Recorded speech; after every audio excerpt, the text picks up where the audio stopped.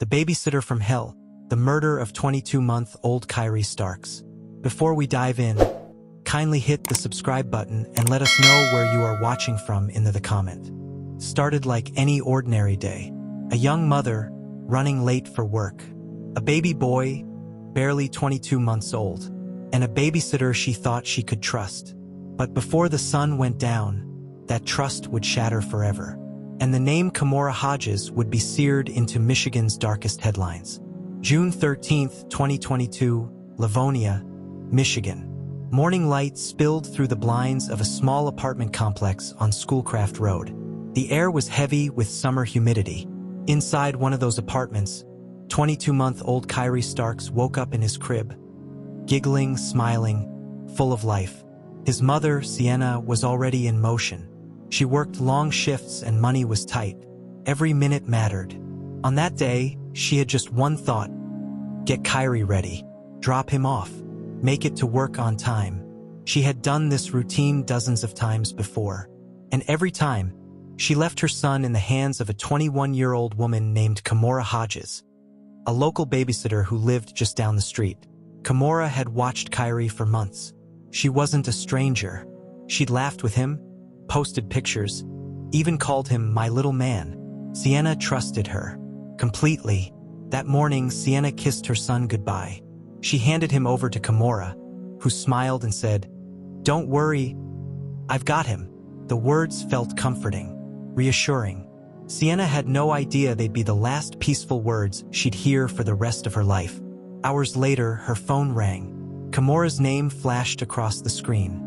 But something in the pit of Sienna's stomach twisted. It was too early for pickup. When she answered, she heard panic on the other end. "Something's wrong with Kyrie," Kimora said, breathless. "He's not breathing right." Sienna froze. Her heart pounded so hard she could barely speak. "What do you mean he's not breathing right?" she shouted. Kimora mumbled something about the baby choking or falling or maybe hitting his head. Her voice shook. Her words tumbled over each other. Sienna didn't wait to listen. She ran. By the time she reached Kimora's apartment, flashing lights filled the parking lot. Paramedics rushed in and out. Neighbors stood in stunned silence. And there, on a stretcher, was her baby boy, tiny, pale, motionless. At first, the paramedics thought it might have been an accident. Children fall. They bump their heads. But when doctors at the hospital examined Kyrie, their faces told a different story. There were bruises everywhere, old ones, fresh ones, some shaped like hands. The trauma didn't match a fall. It matched a beating. Within hours, the story Kimora told started to crumble.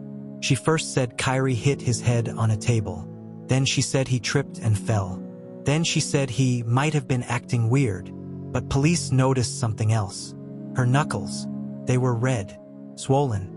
And her voice, trembling, cracking under pressure, didn't sound like guilt. It sounded like fear. Fear of being caught. As doctors fought to save Kyrie's life, investigators began piecing together what had happened inside that small apartment. The truth would haunt them forever. Surveillance cameras from the apartment complex showed no accident. No emergency. No panic before Kimora's call. And phone data revealed that while Kyrie lay unconscious, Kimora was Googling how to wake up a child after being hit in the head. When detectives asked her about that, she broke. Tears streamed down her face. She said the baby wouldn't stop crying. That she just lost it. That she didn't mean to hit him. Not that hard.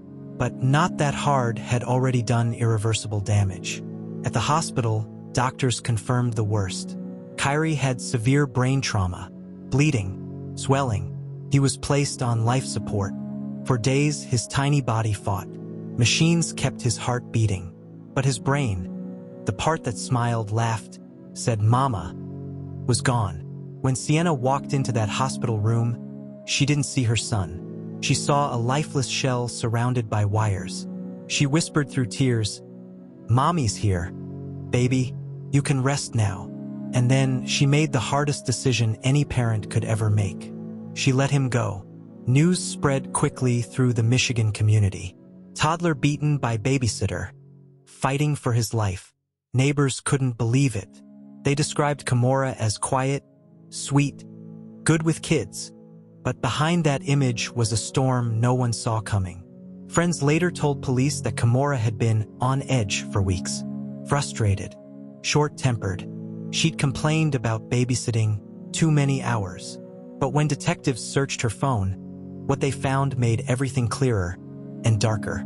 She had sent texts saying Kyrie was getting on her nerves, that she couldn't take it anymore, that the crying was driving her insane. In the end, that frustration turned to rage, and that rage turned into murder.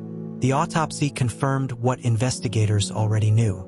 Kyrie didn't die from a fall. He died from multiple blunt force injuries. Head trauma, internal bleeding, bruises consistent with fists. He had been beaten not once but repeatedly. When Kimora was arrested, she showed no emotion. In the mugshot, her eyes were cold, empty, no trace of remorse. But inside the courtroom days later, when she faced Sienna, the mother who had trusted her, she began to shake. Sienna's pain filled that room. Her sobs echoed against the walls. Reporters said even seasoned detectives looked away, because no mother should ever have to bury her child, especially not because of someone she trusted. Kyrie's funeral was small but powerful. A white casket, tiny flowers, photos of him smiling, forever frozen at 22 months. Sienna spoke softly to her son's picture. "I'm sorry, baby. I didn't know." In Livonia, parents began looking at their babysitters differently. Facebook groups exploded with warnings. Background check everyone. Don't trust anyone. Look what happened to baby Kyrie. The story spread across Michigan, then across the country. And with it came the question every parent whispered. How could someone do this? In her first court hearing, Kimora claimed she didn't mean to kill him, that it was an accident, that she just snapped. But prosecutors didn't buy it. They pointed to the text messages, the bruises, the lies, the cover-up. This wasn't a moment of anger. This was murder. As evidence mounted, Kimora's defense team begged for leniency. They said she was young, that she'd never been in trouble before, that she panicked. But nothing could undo what she'd done. The jury saw through the excuses. They saw the pictures. They heard the medical examiner describe each injury, each bruise, each blow. By the time closing arguments ended, the courtroom was silent. Everyone knew what the verdict would be, but the story wasn't over yet, because in the months that followed, as the legal battle unfolded, shocking new details emerged. Details about Kimora's past, about her mental state, about what she said to police the night of the murder. Words so disturbing they would shake everyone who heard them. That's where this story turns darker, more twisted, and far more revealing than anyone could have imagined. Because this wasn't just a case of rage. It was something deeper, something evil, something that would make investigators wonder, was Kyrie's death truly a moment of anger, or part of something far more sinister, where the babysitter finally speaks, and what she says shocks even the detectives who thought they'd heard it all. The room was small, cold, gray walls, a single metal table. Detective Reed Harris pressed record. Across from him sat 21-year-old Kimora Hodges, hands trembling, eyes down. The hum of the camera filled the silence. It was 10:43 p.m. Hours earlier, she'd been arrested. Now it was time for answers. Kimora, Detective Harris began softly, "We just need the truth." She nodded slowly. Her fingers twisted the hem of her sweatshirt. She didn't look up. He waited. She didn't speak. Then he said it, the name that cut through the silence like a blade. "Kimora, Kyrie's gone." Her eyes flickered, just for a second, then back down. She didn't cry. She didn't gasp. She just whispered, "I didn't mean to." The detective leaned forward. "What didn't you mean to do?" Kimora hesitated. Her voice cracked. "He was crying. He wouldn't stop. I tried to make him stop." The detective's jaw tightened. "How?" She stared at her hands. "I hit him. Just once." "Once?" She nodded. Then, after a long pause, she added, "Maybe more than once." The tape rolled for hours. Detectives took turns asking questions. They didn't yell. They didn't threaten. They just let her talk. And as she did, the truth slowly spilled out. Kimora said Kyrie had been fussy all morning, that she was stressed out, that she had a headache, that she just wanted him to nap. She said she tried rocking him, then feeding him, then scolding him. But when he didn't quiet down, she lost control. "I hit him in the head," she said softly. "Then I shook him a little. I didn't think it would hurt him that bad." The detective leaned back. His face didn't move, but inside his stomach turned. He'd heard stories like this before, but this one hurt differently, because the victim was a baby, barely old enough to say mommy. As the night went on, Kimora's story changed again. First, it was one hit, then two, then a few. Finally, she admitted the truth. "He fell over after I hit him. He stopped moving. His eyes rolled back. I panicked." She told them she tried to shake him awake. That when he didn't respond, she Googled how to wake up a baby after head injury. Then she called Sienna. The detectives asked her why she didn't call 911 immediately. She said she didn't want to get in trouble. That one line made even the seasoned officers in the room shift uncomfortably, because it said everything. Kimora wasn't worried about saving a baby's life. She was worried about saving her own. At 2:12 a.m., Detective Harris turned off the recorder. He stood up, walked to the door. Before he left, he turned and said quietly, "You do understand what you've done, right?" Kimora didn't answer, but her lips moved, barely audible. "I loved him," she said. Then she started to cry. Not loud sobs, just slow, hollow tears. The kind that sound like guilt, or maybe the realization that life as you know it is over. Outside the room, investigators reviewed the footage. One word kept coming up in the hallway: monstrous. But to them, this wasn't about monsters. It was about choices. And Kimora Hodges had made one she could never undo. Over the next few weeks, prosecutors began building their case. They had everything they needed: the texts, the Google searches, the medical report, the confession. Still, they wanted to know why. What had pushed a 21-year-old woman to brutally kill a child she called family? Neighbors described Kimora as quiet and helpful. She'd watched kids before. No one had ever complained. But there were signs. Small ones, hidden ones. A friend told investigators Kimora had once said, "I don't get how moms do this all day." Another said she'd seen her snapping at kids when she babysat. There were rumors about stress, anger, money problems. But no one ever thought she was capable of murder. Until now. Meanwhile, Sienna's world had collapsed. She couldn't eat. She couldn't sleep. Every time she closed her eyes, she saw her son's face. She replayed that morning over and over. The goodbye kiss, the smile, the trust. And then she remembered the call, the panic in Kimora's voice, the lies. It haunted her. 2 weeks after Kyrie's death, Sienna sat in the courtroom for Kimora's arraignment. Reporters filled the benches. Cameras flashed. When Kimora walked in wearing an orange jumpsuit, the air went cold. She looked smaller, shaken, almost childlike. But Sienna didn't see a scared young woman. She saw the face of evil, the same face that had smiled at her door, the same face that said, "Don't worry, I've got him." When the judge read the charges, felony murder and child abuse in the first degree, Kimora broke down. Her hands trembled. Her voice cracked as she whispered, "Guilty." The courtroom gasped. No trial, no excuses, just guilt. But the question lingered in everyone's minds. Did she plead guilty out of remorse, or to escape the pain of reliving what she'd done? The prosecutor, Kelly Haggerty, spoke firmly. This was not an accident. This was rage. This was a betrayal of trust so horrific that it defies comprehension. The judge nodded. The room stayed silent. Then, from the back of the courtroom, Sienna's voice broke through. "She killed my baby," she cried. "She deserves everything coming to her." Even the reporters lowered their cameras. There was nothing left to capture, only grief. After the hearing, Detective Harris stepped outside. The crowd of journalists swarmed him. "Detective, how do you feel about the case?" one asked. He paused, looked down.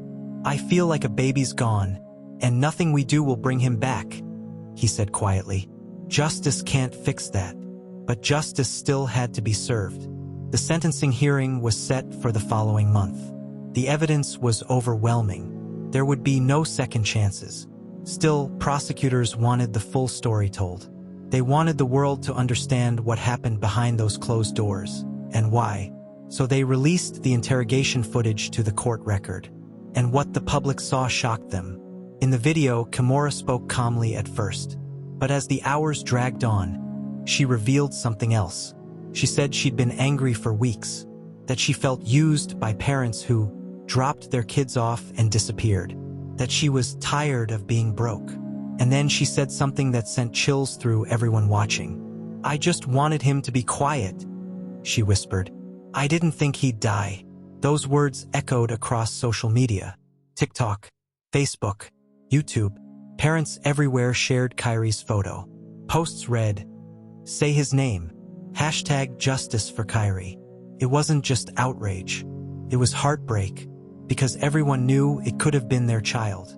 Back in jail, Kimora received hundreds of letters, some filled with hate, others filled with prayers.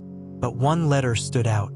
It was from Sienna, a single page, handwritten.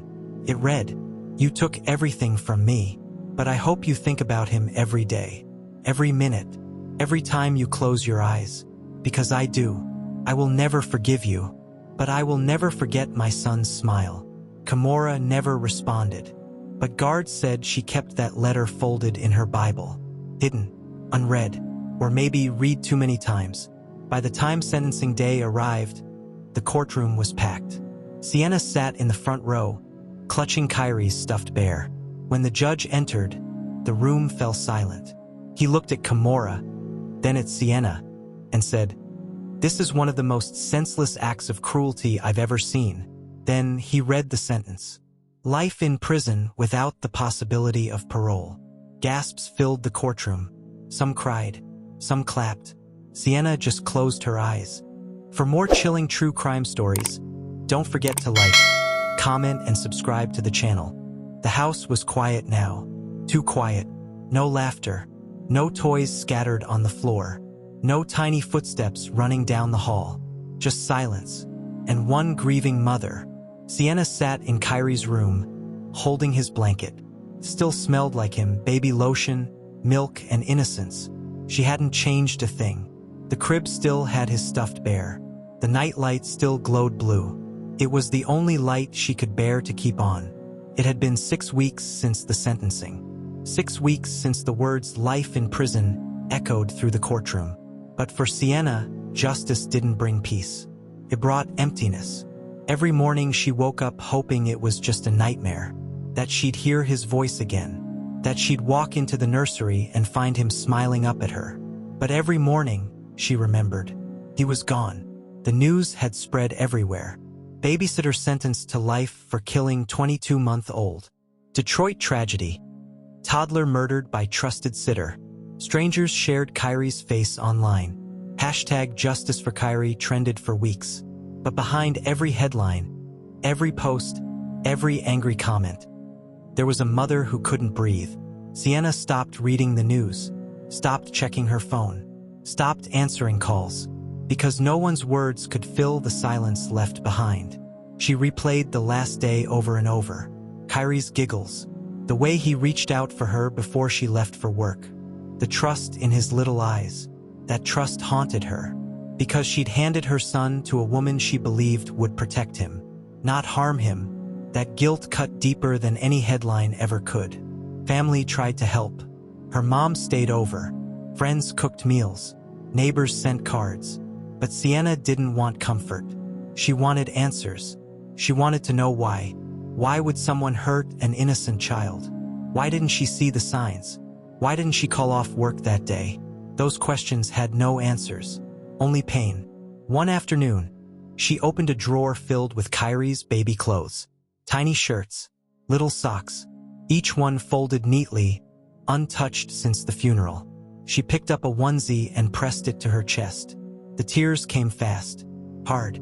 She fell to the floor and screamed. It was the kind of cry that only comes from a wound that will never close. But grief has strange stages. After the tears came the rage. Sienna couldn't sleep, couldn't think. She wanted someone to blame. She turned her anger toward Kimora. How could she? How could anyone look into a child's eyes and do something so cruel? She wanted to understand, but she knew she never would. At night, she would replay Kimora's apology in court. "I'm sorry." Those two words echoed in her mind. They made her blood boil, because sorry wasn't enough. Sorry didn't bring back her baby. Sorry didn't erase the nightmares. Then came the visits from reporters. They wanted interviews, photos, quotes. Sienna refused. Until one day, she changed her mind. Because she realized something. Her voice could matter. Her pain could mean something. So she agreed to speak. Not for fame. Not for sympathy. But for Kyrie. The interview aired on local news first.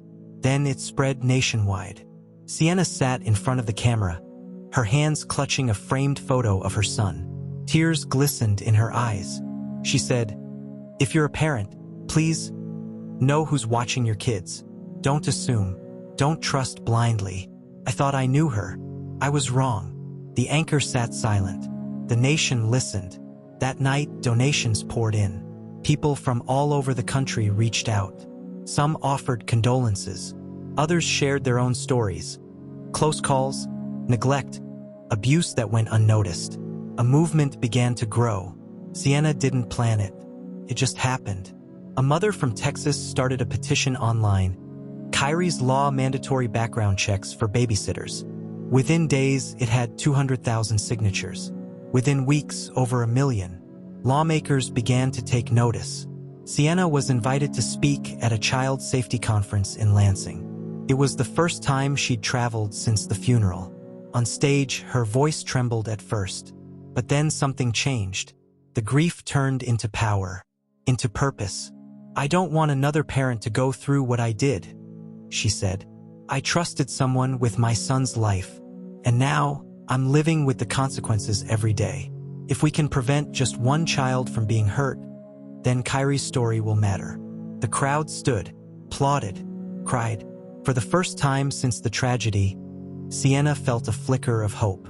Back home, she started the Kyrie Foundation, a small nonprofit focused on child safety, background check awareness, and babysitter screening education. She spent hours talking to other grieving parents, parents who'd lost children to abuse, neglect, or violence. Each story broke her heart again, but it also fueled her, because every name, every child, reminded her of Kyrie, and that he wasn't alone. Meanwhile, Kimora Hodges sat in her prison cell. No visitors, no letters anymore, just time, endless time. She spent most of her days in silence. Sometimes she cried, sometimes she stared at the wall. Inmates whispered about her, called her the baby killer. No one wanted to be near her. In prison, that title was unforgivable. A prison counselor later told reporters Kimora kept Kyrie's photo from the trial in her Bible, that she prayed for forgiveness every day. But forgiveness wasn't hers to find. Not from the world. Not from Sienna. Maybe not even from God. Back outside, Sienna's life slowly began to shift. She went back to work part-time, started therapy, joined a support group for parents who'd lost children to violence. She met mothers who understood the silence, the guilt, the endless ache. For the first time, she didn't feel so alone. Still, nights were the hardest. She'd walk into Kyrie's room, sit on the floor, and whisper stories to the empty crib. Stories about his laugh, about how much he was loved. It was her ritual, her way of keeping him alive. Then came the day the governor signed Kyrie's law. Cameras flashed, reporters clapped. Sienna stood behind the podium, holding her son's photo. Tears filled her eyes as the governor said, "This law will ensure every babysitter, every caregiver goes through a background check. No parent should ever have to question their child's safety again. This is for Kyrie." The room erupted in applause. Sienna smiled, for the first time in months. After the ceremony, a journalist asked her, "Do you forgive Kimora?" She paused, looked down. Then she said quietly, "No, but I forgive myself." That single sentence spread everywhere. It wasn't just a quote. It was a lesson in survival. Weeks later, Sienna visited Kyrie's grave. The sun was warm. A gentle breeze passed through the trees. She knelt down, placed fresh flowers, and whispered, "Mommy did it. Baby, you made a difference." She smiled softly. A tear rolled down her cheek. It wasn't peace, but it was something close. Still, some nights the nightmares returned. The flashbacks, the screams, the phone call. But now she had a purpose to fight them, because her son's story had saved lives. And that meant something. In interviews years later, Sienna would say, "Grief never leaves. It just changes shape. Some days it's a scream. Some days it's a whisper. But I carry Kyrie with me in everything I do." And she meant it. Her pain became her mission. Her mission became her healing. And her healing became Kyrie's legacy. Today, the Kyrie Foundation helps hundreds of families every year. They provide training for new parents, work with daycares to improve safety standards, and advocate for stronger child abuse penalties. The cell was small, cold, silent except for the hum of fluorescent lights. Kimora Hodges sat on the edge of her cot, staring at the wall. It had been months since the trial ended. Months since she heard the words, "life without parole." And still, she didn't cry. Not like she did in court. Not like she did when the cameras were rolling. Now she was just empty. When the guards passed by, she barely looked up. When the other inmates whispered, she didn't react. She knew what they said. The baby killer. The monster. The one who killed that little boy. Those words followed her like shadows. She used to think about them every day. Now she just let them sink into the noise. Before all this, Kimora wasn't a monster. At least not on the surface. She was 22, soft-spoken, polite, a young woman from Inkster, Michigan, who dreamed of becoming a nurse. People described her as shy, quiet, someone you'd never expect to hurt a fly. But behind that quiet, something darker had always been brewing. Old friends from high school told reporters that Kimora had a temper. Not always, but when it came out, it was violent. She'd snap, one former classmate said. Like, one minute she was calm, then something would switch. You could see it in her eyes. That switch, that rage, had been buried for years. Until one June afternoon, it exploded. Kimora grew up in a fractured home. Her mother struggled with addiction. Her father wasn't around. She bounced between relatives and foster care. By the time she turned 16, she was on her own. No structure, no therapy, no one to teach her how to manage the anger that had been boiling inside her since childhood. Psychologists later said she had signs of intermittent explosive disorder, sudden bursts of uncontrollable rage, followed by deep regret. It didn't excuse what she did, but it helped explain how the unthinkable became possible. In prison, she met with a counselor once a week. First, she refused to talk, but eventually she started opening up. "It wasn't supposed to happen," she said one day. "I didn't mean to kill him. I just lost control." Her voice cracked when she said his name, Kyrie. Then she whispered, "He wouldn't stop crying. I just wanted him to stop."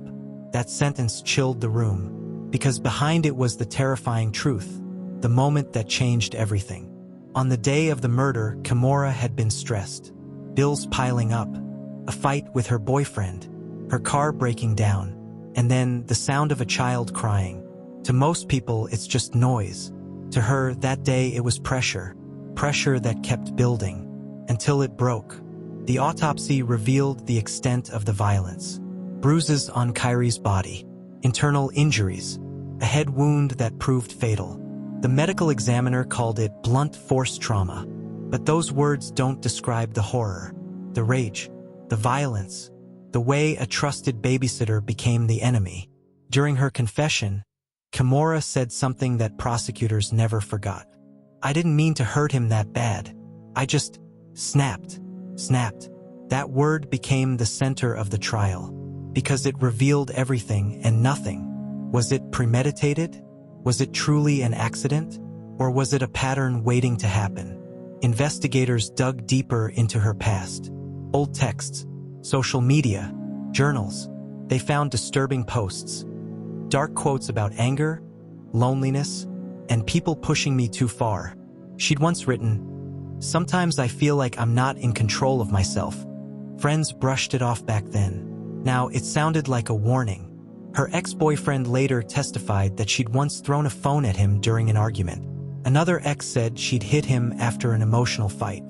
She'd always apologize, he said, but it didn't stop. She had this rage inside her. When psychologists examined her after the arrest, they noted deep emotional trauma, abandonment issues, possible depression, suppressed anger. One report read, "She displays signs of emotional detachment and dissociation during moments of high stress, often followed by guilt." That guilt was what haunted her now. In her cell, Kimora kept a small notebook. She wrote every night, letters to Kyrie, letters to God, letters she'd never send. One page read, "I see his face when I close my eyes. I can't escape it. I pray for forgiveness, but I don't know if I deserve it." Another said, "I wish I could go back. I wish someone had stopped me. I wasn't ready to take care of a child. I thought I could handle it. I was wrong." But remorse doesn't undo what's done, and forgiveness doesn't erase a life sentence. Inside prison walls, Kimora faced her reality every single day. No family visits, no freedom, just time, endless, suffocating time. When documentary filmmakers requested an interview, she hesitated. But eventually she agreed. They met her in a small visitation room. She wore a beige jumpsuit. Her hands shook slightly. "Why did you agree to speak?" the producer asked. Kimora looked down, then whispered, "Because people need to know I wasn't evil. I was broken." Viewers later debated that interview online. Some called her manipulative. Others saw a young woman who'd lost her humanity long before she lost her freedom. But one thing was clear, her story wasn't just about rage. It was about failure. Failure of the system to recognize a woman spiraling out of control. Failure of people around her to see the warning signs. Failure of her own mind to stop the darkness from taking over. Prison staff noted that she rarely spoke to anyone. She kept to herself. Read the Bible. Wrote in her journal. When asked if she ever thought about appeal, she said, "No, I deserve this." Those words stunned even the guards. Because for once, there was no denial, no justification, just resignation. But deep down, Kimora still carried pieces of her old self. The part that wanted to help people. The part that once dreamed of nursing school. She started volunteering in the prison infirmary, folding sheets, handing out water, helping elderly inmates. It didn't erase her past, but it gave her a purpose. One nurse said, "She's quiet, but she's gentle now. It's like she's trying to make up for something she can't fix." Years later, psychologists reviewing her case said something chilling. Kimora Hodges represents a tragic intersection between untreated trauma and lethal violence. What happened wasn't random. It was predictable, if only someone had been watching. Meanwhile, outside the prison, true crime forums debated her fate. Some said life without parole was justice. Others said it was too lenient. But for Sienna, Kyrie's mother, the debate didn't matter, because no sentence could bring back her son. One journalist later visited the prison and asked Kimora, "What would you say to Sienna if you could?" She paused. Tears welled up in her eyes. "I'd tell her, I'm sorry. I know she'll never forgive me, but I wish she knew that I hate myself more than she ever could." Then she looked away. The camera caught the tremor in her hands. That clip went viral. Viewers argued in the comments. Some felt sympathy, most felt rage, but all of them felt something, and that's what kept the story alive years after it happened. In 2027, a prison reform advocate wrote an article titled, "The Monster We Created." It questioned whether society had failed both Kyrie and Kimora. "Abuse begets abuse," it read, "and when trauma goes untreated, it doesn't disappear, it transforms. The piece was controversial. Some called it tone-deaf. Others called it brave. Either way, it reopened old wounds. Kimora never saw the article. The verdict was read. Lori Vallow Daybell, guilty on all counts. The courtroom sighed in relief, but it didn't feel like victory. Not really, because justice could never bring back Tylee and JJ. For the families, the verdict wasn't closure. It was just the end of one chapter in a nightmare that would never fully end. Outside the courthouse, as the cameras flashed, JJ's grandparents held hands. Kay whispered, "We did it, baby boy." Larry nodded through tears. They had spent 4 years fighting to find those children. 4 years demanding answers.